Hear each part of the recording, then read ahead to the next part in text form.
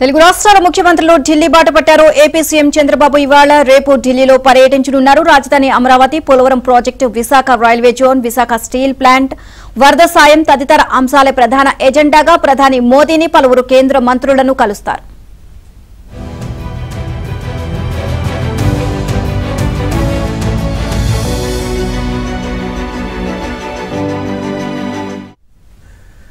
ఇక తెలంగాణ సీఎం రేవంత్ రెడ్డి సైతం ఢిల్లీ పర్యటనలో ఉన్నారు. కేంద్ర హోంమంత్రి అమిత్ షా ఆధ్వర్యంలో నిర్వహించే మావోయిస్టు ప్రభావిత రాష్ట్రాల సీఎంలు, అధికారుల సమావేశంలో రేవంత్ పాల్గొంటారు.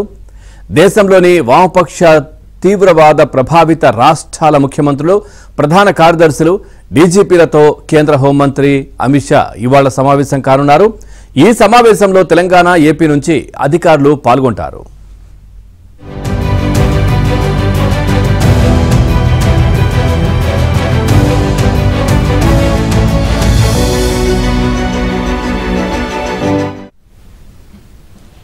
Telangana CM Revanth Reddy, CS DGP, AP హోంమంత్రి అనితతో పాటు సీఎస్ డీజీపీ ఆదివారం రాత్రికి ఢిల్లీ చేరుకున్నారు.